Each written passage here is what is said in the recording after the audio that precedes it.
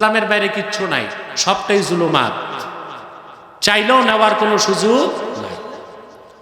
আপনারা বলতে পারেন হিন্দু ধর্ম বৌদ্ধ ধর্মের কথা বাদ দিলাম, ইসলাম ছাড়াও তো আরো দুইটা ধর্ম আছে, যে দুই ধর্মকে বলা হয় সেমেটিক রিলিজিয়ান, সেমেটিক রিলিজিয়াস বলা হয় না, একটা ইহুদি ধর্ম আর একটা খ্রিস্টান ধর্ম। আরবিতে আকাশকে বলে সামা, কি বলে? এই সামা থেকে সেমেটিক, সামা থেকে অর্থাৎ কোন কালে যে ধর্মটা আকাশ থেকে এসেছে ওইটাকে বলা হয় সেমেটিক রিলিজিয়াস। কথা বুঝতেছেন? হ্যাঁ, আমরা জানি মুসা নবীর কাছে দিন এসেছে আসমান থেকে, ঈসা নবীর কাছে দিন এসেছেও আসমান থেকে। এখন কেউ বলতে পারে তাইলে ইসলাম ছাড়া আরো তো ধর্ম আছে, ওগুলো মানা যাবে না কেন? প্রশ্ন আসে না? আমি একটা সহজ উদাহরণ দিচ্ছি আপনাদের। ঔষধ যত দামি হোক, মূল্যবান হোক, মেয়াদ উত্তীর্ণ ঔষধ খেলে রোগী ভালো হবে না মরবে? মারা যাবে না? ওষুধ যত দামি হোক, এই যে ক্যান্সারের ঔষধ কেমোথেরাপি, এক এক বোতলের দাম 1 লাখ 1.5 লাখ টাকা। এটা তারিখ ঠিক থাকতে হবে। মেয়াদ উত্তীর্ণ কেমোথেরাপি রুগীকে দিলে রুগী বাঁচবে না, তাড়াতাড়ি মারা যাবে। তাড়াতাড়ি মারা যাবে না? মুসা নবীর কাছে আল্লাহর পক্ষ থেকে যে দিন এসেছিল, ঈসা নবী আসার পরে সেটা মেয়াদ উত্তীর্ণ হয়ে গেছে। ঈসা নবীর মাধ্যমে আল্লাহর পক্ষ থেকে যে শরীয়ত এসেছিল 1500 বছর আগে, আল্লাহর আখিরি নবী মুহাম্মদ সাল্লাল্লাহু আলাইহি সাল্লামের মাধ্যমে দিন ইসলাম আসার পরে ঈসা নবীর শরীয়ত ডেট উত্তীর্ণ হয়ে গেছে। এখন একমাত্র ইসলাম, কেবল ইসলাম, শুধুমাত্র ইসলাম। পূর্বের মেয়াদ উত্তীর্ণ কোন শরীয়ত মানার সুযোগ নাই। সুযোগ? কথাগুলো বুঝতেছেন? এরপরে আল্লাহ তাআলা বলেন বিইذনি রাব্বিহিম ইলা সিরাতিল আজিজিল হামিদ। মুহাম্মদ সাল্লাল্লাহু আলাইহি সাল্লাম, এই কিতাব আপনার উপর কোরআন নাজিল করেছি যেন আপনি বিশ্বের মানুষদেরকে অন্ধকার সমূহ থেকে একটি নূর অর্থাৎ ইসলামের দিকে বের করে আনেন, মানব জাতির রবের হুকুমে নির্দেশে। এরপর আবার আল্লাহ ইসলামের আরেকটা পরিচয় তুলে ধরলেন, ইলা সিরাতিল আজিজিল হামিদ। এই ইসলাম হচ্ছে যিনি আল্লাহ আজিজুল হামিদ, ওনার মনোনীত পথ। সুবহানাল্লাহ। আল্লাহ কর্তৃক মনোনীত পথ কয়টা? কথা বোঝা যায়? ডবল হচ্ছে না তো? আল্লাহ কর্তৃক মনোনীত পথ কয়টা? ওটার নাম কি? ওটাকে আল্লাহ বলেছেন সিরাতিল্লাহ, আবার বলেছেন সিরাতিল আজিজিল হামিদ, আবার সেটাকে বলেছেন সিরাতিল মুস্তাকিম। সুবহানাল্লাহ। ইসলাম কিন্তু একটাই, ইসলামের কোনো ভার্সন নাই। আছে? আমাদের দেশে এই যে এখন তো বুদ্ধিজীবীদের ভাত নাই, এখন নতুন একটা দল বের হয়েছে, এদের নাম রাষ্ট্রচিন্তক। কি নাম? রাষ্ট্রচিন্তক। বুদ্ধিজীবীদের তো ভাত নাই, পুরান পাগলের ভাত নাই, এখন নতুন পাগল বের হয়েছে, এরা রাষ্ট্রচিন্তক। এদের নেতা হচ্ছে ফরহাদ মজহার। এই লোক, এই বাউল সমন্বয়কদের মাথা নষ্ট করে, সে লম্বা কুর্তা লাগায়, এত মোটা আলিগুড়ি পায়জামা, ওর ভিতরে তার নাতিরও ঢুকানো যাবে, মাথায় কিম্ভূত কিমাকার টুপি, রবি ঠাকুরের মতো লম্বা দাড়ি, 3 ইঞ্চি মোটা মোষ, দাঁত কয়টা গোনা যাবে না, পিছনে সরস্বতীর মূর্তি আর সামনে লালনের বেহালা। এ হচ্ছে রাষ্ট্রচিন্তক। এ আমাদেরকে শিখাবে কিভাবে আমরা বাংলাদেশ তৈরি করব। আমাদের মাথা নষ্ট হয়েছে, ওর মতো গাঁজাখোরের কাছে আমরা বাংলাদেশ বানাবার শিক্ষা নিব। বাংলাদেশ কিভাবে চলবে এই দেশের আলেমরাই সিদ্ধান্ত নিবে। 14 কোটি মুসলমান সিদ্ধান্ত নিবে আগামীর বাংলাদেশ কি রকম বাংলাদেশ হবে। এদেশের মুসলমান চায় আগামীর বাংলাদেশ হবে আল কোরআনের বাংলাদেশ, আগামীর বাংলাদেশ হবে ইসলামের বাংলাদেশ, আগামীর বাংলাদেশ হবে আলেম ওলামার নেতৃত্বের বাংলাদেশ।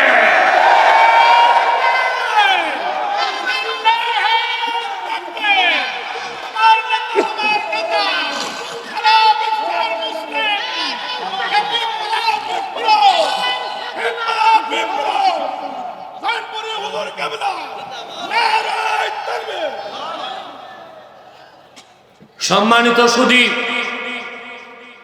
ইসলামের কোন ভার্সন, আরে বাবা কথা বলো না, ইসলামের কোন ভার্সন?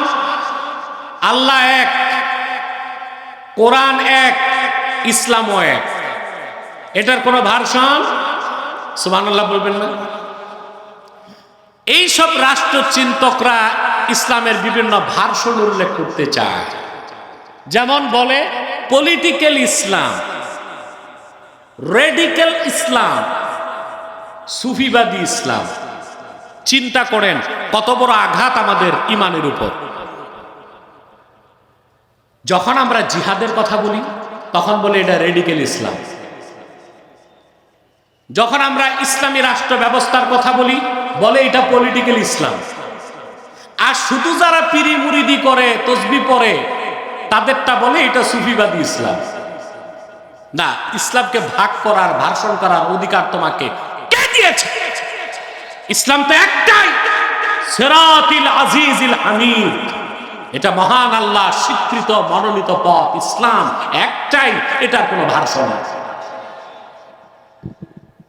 জিহাদ পূর্ণাঙ্গ ইসলাম নয়, পূর্ণাঙ্গ ইসলামের একটা আমল। কথা বলেন। সিয়াসাতুল ইসলামিয়া, ইসলামী রাজনীতি পূর্ণাঙ্গ ইসলাম নয়, পূর্ণাঙ্গ ইসলামের একটা আমল। তরিকত তাসাউফ পূর্ণাঙ্গ ইসলাম নয়, পূর্ণাঙ্গ ইসলামের একটা আমল। ইসলাম একটাই, এটার কোনো ভার্সন নাই। এই ইসলামকে আল্লাহ বলেছেন সিরাতিল আজিজিল হামিদ। সুবহানাল্লাহ।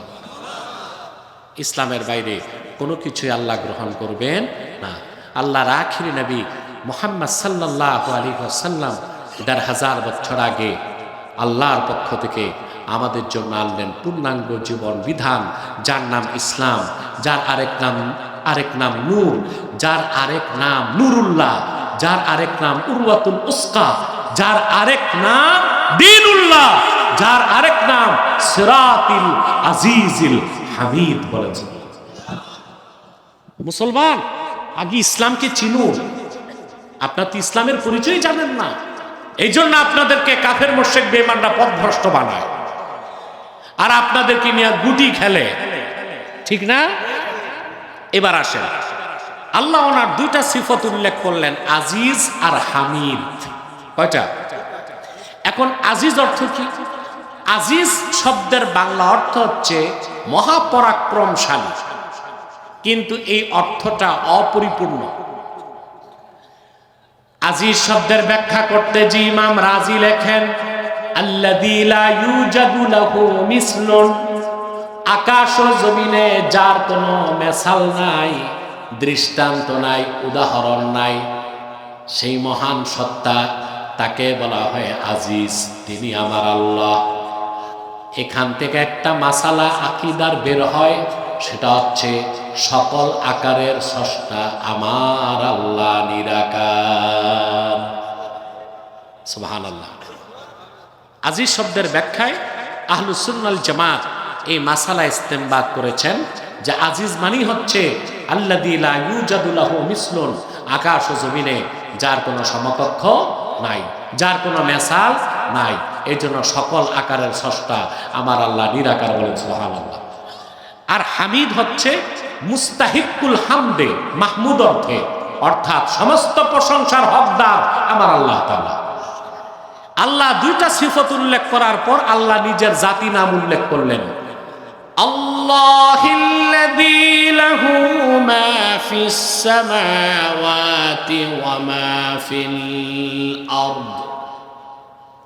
এই ইসলাম হচ্ছে আজিজুল হামিদের, তিনি হচ্ছেন আল্লাহ, আকাশ ও জমিনের একচ্ছত্র মালিকানা যার, বলেন সুবহানাল্লাহ। কোরআনের রাজনীতি যারা বিশ্বাস করে তাদের মধ্যে আর প্রচলিত রাজনীতি যারা বিশ্বাস করে তাদের মধ্যে এখানেই মৌলিক পার্থক্য। প্রচলিত রাজনীতি যারা বিশ্বাস করে তারা বলে সার্বভৌমত্বের মালিক জনগণ, আর কোরআনের রাজনীতিকে যারা বিশ্বাস করে তারা বলে সার্বভৌমত্বের মালিক একমাত্র আল্লাহ তাআলা। ঠিক কিনা? পার্থক্যটা কি গৌণ না মুখ্য? মৌলিক পার্থক্য। যারা মনে করবে সার্বভৌমত্বের মালিক জনগণ, তাদের মিছিল মিটিং রাজনীতি সব নাজায়েজ এবং হারাম হিসেবে গণ্য হবে। আর যারা কোরআন সুন্নাহ মোতাবেক রাজনীতি করবে, বিশ্বাস করবে সার্বভৌমত্বের মালিক আল্লাহ, তাদের রাজনীতিটা ইবাদত বলে গণ্য হয়ে যাবে। একটা ইবাদত হবে আর একটা কি হবে? নাফরমানি হবে। আপনারা শক্তি দিয়া বলেন সার্বভৌমত্বের মালিক কে? এখন যারা বলে সার্বভৌমত্বের মালিক জনগণ, তারা নিজেরাই সংবিধান বানায়, আবার প্রয়োজনে ওই সংবিধান খেয়ে ফেলে। কথা বলে না। যারা বলে সার্বভৌমত্বের মালিক জনগণ, সংবিধান তারা বানায় না, তারা সংবিধান বানায়, তারপরে সংবিধানের উপর ঈমান আনে, আবার যখন ভালো লাগে না, জুত লাগে না, তখন এই সংবিধান আবার বাতিল করে দেয়। এটা অনেকটাই হিন্দুদের মূর্তি পূজার মতো একটা শিরকি কাজ। যেমন দুর্গা পূজার আগে, সরস্বতী পূজার আগে মূর্তি টুর্তি থাকে? থাকে না। পূজার আগে এগুলো হিন্দুরা বানায়। কথা বলে না। ওরা নিজ হাতে মূর্তিগুলো বানায়, তারপর মূর্তির উপর ঈমান আনে, এগুলোর চুমাচামি করে, সম্মান করে, আবার এগুলো নিয়ে নদীতে বিসর্জন দেয়। ওরাই বানালো, ওরাই ঈমান আনলো, ওরাই ধ্বংস করলো। তো এখন যারা জনগণ সার্বভৌমত্বের মালিক এটা বলে, এরাই জনগণকে প্রতিনিধি বানায়া সংবিধান লেখে, ঈমান আনে, আবার যখন ভালো লাগে না এই সংবিধানকে আবার খেয়ে ফেলে। কথা বলে না। এবার আমি একটা উদাহরণ দেব আপনাদেরকে, কথাটা বলবো, হৃদয়ে লালন করবেন।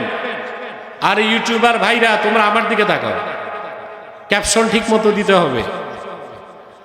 হযরত ওমর রাদিয়াল্লাহু তাআলা আনহু তিনি বলেন, কুন্না ফিল জাহিলিয়্যাতি নাসনাউল আসনাম বিল আজওয়া। হযরত ওমর বলেন, জাহিলি যুগে আমরা খেজুর দিয়া মূর্তি বানাইতাম। হিন্দুরা বানায় কি দিয়া? আর হযরত ওমর বলেছেন, আমরা কুরাইশরা জাহিলি যুগে মূর্তি বানাতাম খেজুর দিয়া। কি দিয়া? মূর্তি বানাতাম, সম্মান করতাম, চুমা খেতাম, বুকে রাখতাম, মাথায় রাখতাম, বগলে রাখতাম, ক্ষুধা লাগলে খেয়ে ফেলতাম। খাইতে সমস্যা হইতো না, কারণ বানাইতেন কি দিয়া? খেজুর দিয়া। হিন্দুদের প্রতি আমার পরামর্শ থাকবে, তোমরা মাটি দিয়া মূর্তি না বানায় আটা দিয়া বানাও, তাহলে এগুলো পরে ব্রেড বানায় খাওয়া যাবে। ঠিক না? একটা কাজে লাগলো। তো হযরতে ওমর রাদিয়াল্লাহু তাআলা আনহু বলেন, আমরা খেজুর দিয়া মূর্তি বানাতাম, সম্মান করতাম, শ্রদ্ধা করতাম, চুমা খাইতাম, মাথায় রাখতাম, বুকে রাখতাম, বগলে রাখতাম, ক্ষুধা লাগলে খেয়ে ফেলতাম। আজ হযরত ওমরের কথাটা আমার হৃদয়ে দাগ কেটেছে। ১৫০০ বছর পর দেখতে পাই যারা বলে সার্বভৌমত্বের মালিক জনগণ, তারাই আইন তৈরি করতেছে, তারাই সংবিধান রচনা করতেছে, আবার তারাই তাদের সংবিধানের উপর ঈমান আনতেছে, আবার সময় মতো তারাই তাদের সংবিধান খেয়ে ফেলতেছে। এখন কথা হচ্ছে, রাষ্ট্র সংস্কার হবে, নতুন সংবিধান হবে। আমরা ৭২-এর সংবিধান চাই না। আবার মন গড়া জনগণ সার্বভৌমত্বের মালিক এই নীতিত সংবিধান চাই না। আমরা এমন এক সংবিধান চাই যা রচিত হবে কোরআন ও সুন্নাহর আলোকে, ইজমা ও কিয়াসের আলোকে। এইরকম একটি সংবিধান, একটি সুন্দর বাংলাদেশ আমাদের উপহার দিতে পারে। আল্লাহ কবুল করুন।